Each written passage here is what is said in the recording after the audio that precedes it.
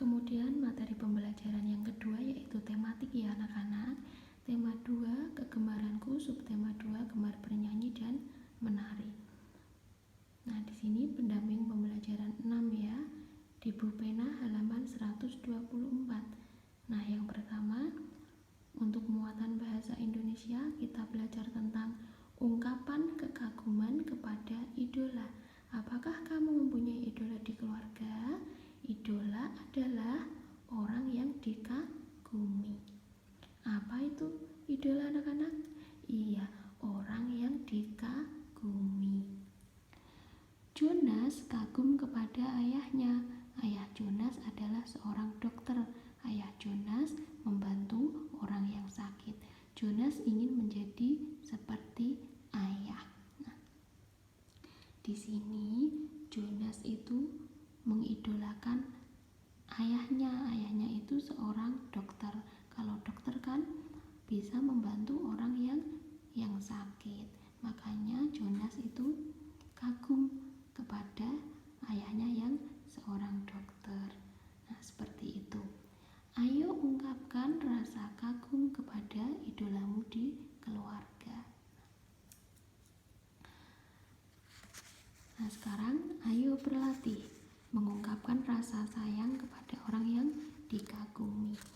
Apakah kamu memiliki tokoh idola? Ayo ceritakan tokoh idolamu, lengkapilah kalimat berikut. Nah, ini Bu Ina contohkan misalnya ya.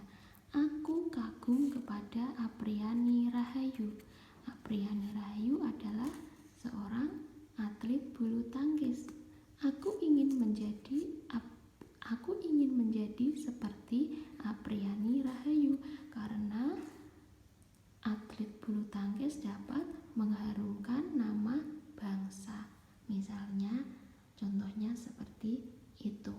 Atau bisa lagi mengidolakan dalam keluarga ya. Misalnya, aku kagum kepada kakakku. Kakakku adalah seorang bintang kelas. Nah, aku ingin menjadi seperti kakakku karena kakakku dapat membanggakan ayah dan ibu. Nah, seperti itu. Bisa dipahami ya anak-anak? Iya, sekarang selanjutnya untuk muatan PPKN. Ini di halaman 125 ya. Rukun dengan kakak. Lani mengagumi kakaknya. Kakak Lani sering menjadi juara kelas. Kakak Lani selalu menemani Lani belajar di kamar. Kakak Lani juga selalu memberi semangat kepada Lani. Kakak dan adik itu harus selalu rukun. Lani dan kakak saling menyayangi.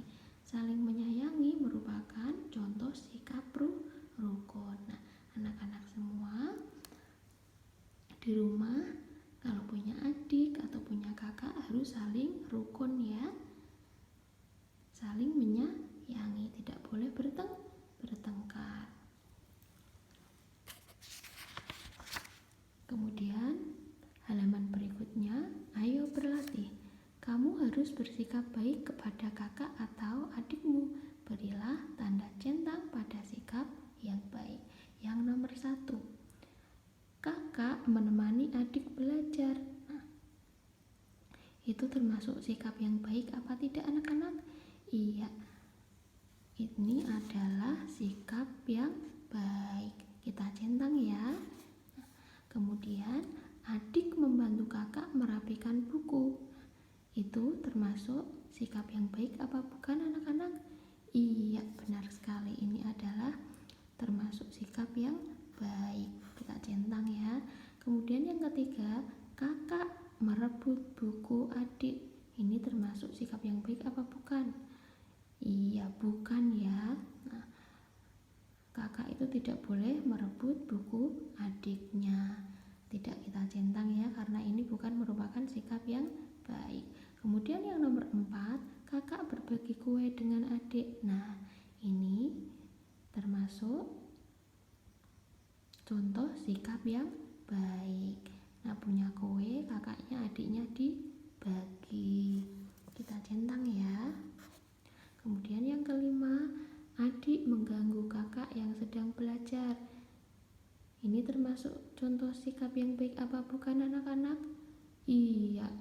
sekali. Ini adalah bukan termasuk sikap yang baik.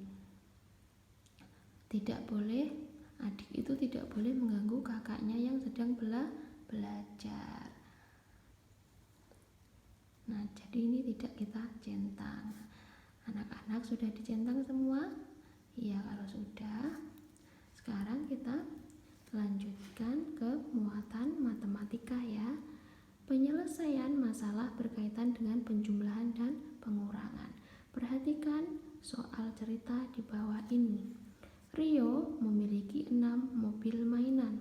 Ayah membelikan lagi 2 mobil mainan. Sekarang jumlah mobil mainan Rio bertambah menjadi 8. Mulanya Rio punya mobil mainan 6 ya. Ini 1, 2, 3, 4, 5, 6. Kemudian dibelikan lagi ayahnya 2 mobil mainan. Jadi kan mobil mainan Rio bertambah ya kan? Bertambah menjadi 8. 1, 2, 3, 4, 5, 6, 7, 8. Mobil mainan Rio bertambah menjadi 8 mobil mainan. Nah, soal di atas merupakan soal penjumlahan bertambah, berarti menjadi lebih banyak. Kata membeli lagi, menabung, menerima, dan memasukkan berarti itu bertambah. Sampai di sini paham anak-anak? Bisa dipahami? Kemudian berikutnya, Dino diminta mengambil 5 butir telur di lemari dapur.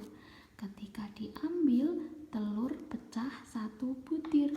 Banyak telur berkurang menjadi 4 butir. Nah, mulanya Rio diminta mengambil 5 butir telur ya. 1, 2, 3, 4, 5. Kemudian telurnya pecah 1. Nah, jadi berkurang tuh 5 tadi pecah 1 berkurang menjadi 4. Soal di atas merupakan soal pengurangan. Berkurang berarti menjadi lebih sedikit. Kata pecah, hilang, diambil, dan dimakan berarti berkurang. Nah, kalau tadi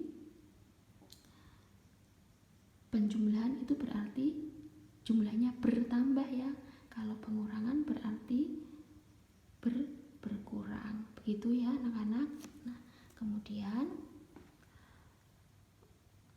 ayo berlatih. Nah, kita kerjakan bersama-sama Bu Ina ya.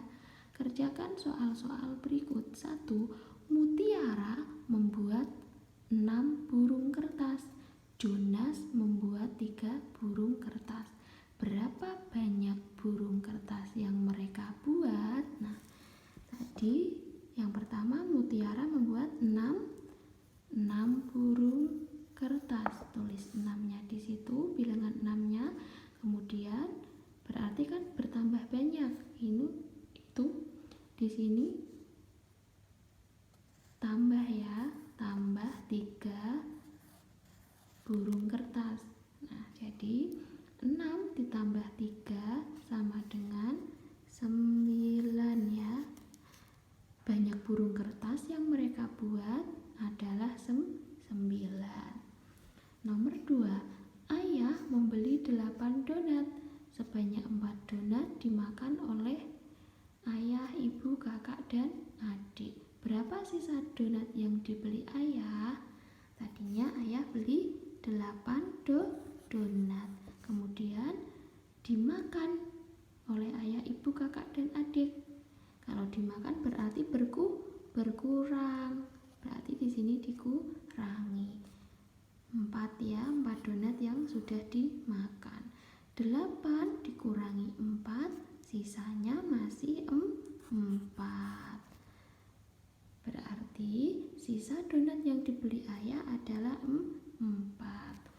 Yang nomor 3, ayah memberi 5 butir permen kepada Benny. Ibu memberi lagi 3 butir permen kepada Benny. Berapa banyak permen yang dimiliki Benny sekarang? Nah, tadi ayah memberi 5 butir permen. Kemudian ibu memberi lagi. Berarti Di sini tambah 3 yang diberi ibu ya. 5 ditambah 3 sama dengan 8. Nah, jadi banyak permen yang dimiliki Benny adalah 8. Paham ya anak-anak sampai di sini? Nah, materi pembelajaran tematik pagi ini cukup sampai di sini. Bu Ina akhiri. Terima kasih. Wassalamualaikum warahmatullahi wabarakatuh.